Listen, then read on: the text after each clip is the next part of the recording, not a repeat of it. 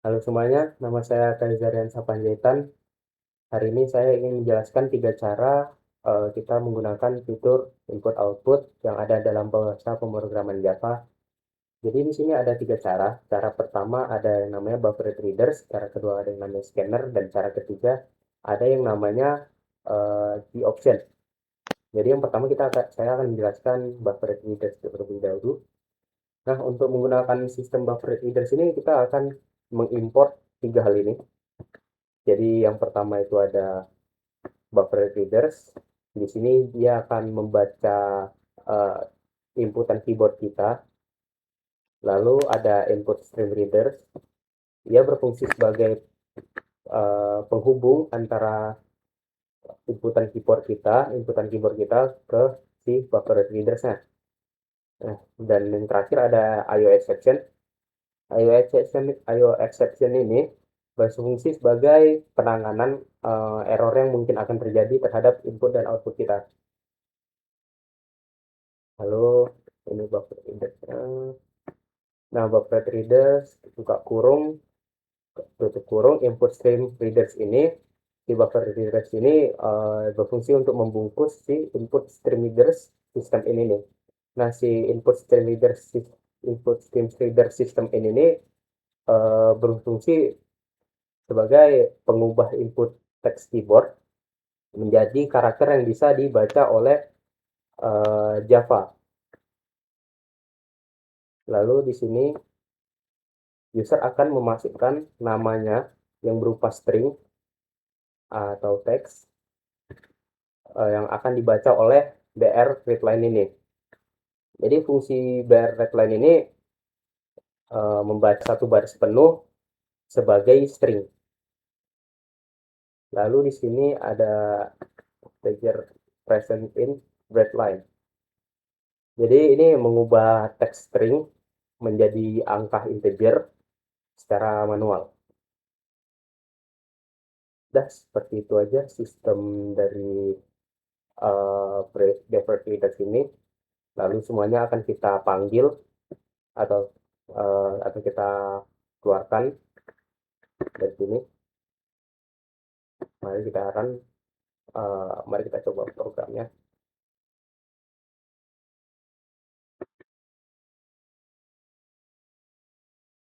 Ya, di sini user akan disuruh masukkan namanya.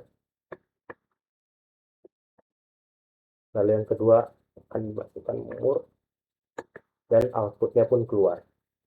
Jadi seperti itulah yang namanya buffering readers.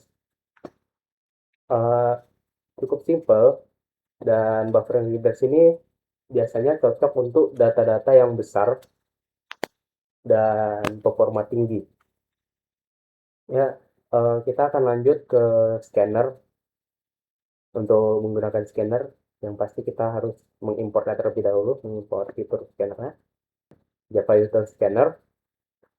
Lalu kita keluarkan di sini new scanner system in agar kita bisa menggunakan fungsinya.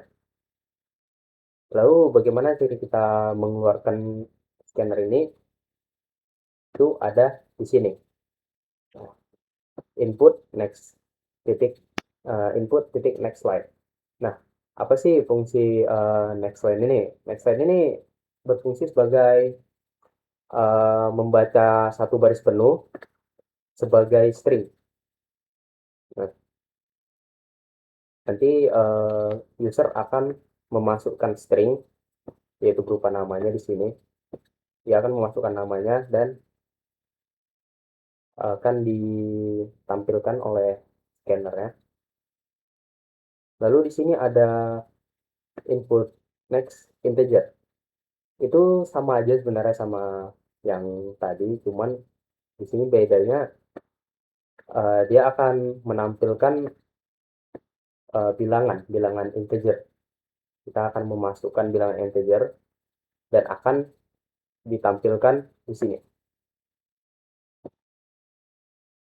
Oh ya, lalu di sini juga kita bisa menggunakan double. Kita juga bisa bahkan menggunakan float semua tipe data. Langsung saya kita coba programnya.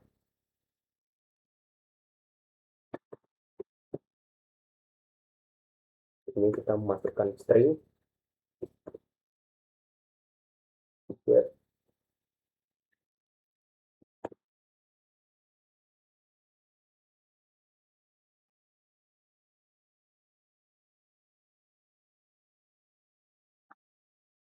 Nah, beginilah hasilnya.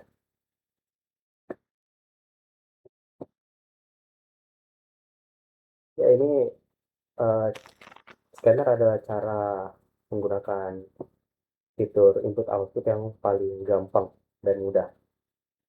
Oke, kita akan lanjut ke yang namanya G option pane. Sebelum memulai, G option pane ini sedikit agak berbeda dengan scanner dan buffer readers. Nanti dia uh, outputnya tidak dikeluarkan dari halaman di bawah. Nanti akan ada pop-up yang akan keluar di tengah layar kita. Jadi sebelum untuk mulainya kita harus menggunakan import Java Swing G Option Pane. Lalu di sini ada kita input nama, ada G Option Pane show input dialog. Nah, ini fungsi untuk apa? Fungsinya itu untuk memunculkan kotak dialog yang akan pop up di tengah layar kita yang bertuliskan masukkan nama kamu. Nah, nanti kamu akan menginput nama kamu dari situ. Itulah fungsinya ini. Lalu lanjut ke ini. Ini tetap sama dengan yang tadi. Kita akan memasukkan, nanti akan keluar pop-up yang bertuliskan masukkan umur kamu. Nanti kita akan memasukkan umur kita. Namun di sini dia masih umur kita akan dibaca sebagai string. Nah, nanti di sini dia akan diubah dari string, misalnya kita memasukkan umur 20, umur kita 20, 19,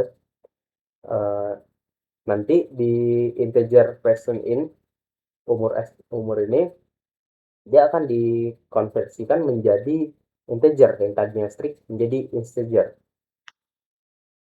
Nah, lalu lanjut di option pane show message dialog null. Nah, ini outputan akhir. Nanti dia akan memunculkan pop-up kotak pesan yang menampilkan hasil dari inputan keyboard kita yang sebelumnya, nama dan umur kita. Itu bakal terdapat di tengah-tengah layar. Itulah fungsinya dari parameter null ini, agar dia muncul di tengah-tengah layar. Nah, langsung saja kita coba programnya. Nah, ini dia munculnya di tengah layar.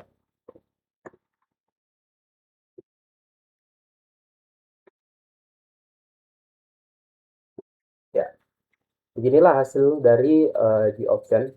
Sangat berbeda dengan scanner dan buffer readers. Oke, teman-teman, itulah 3 cara kita menggunakan fitur input dan output yang terdapat pada bahasa pemrograman Java.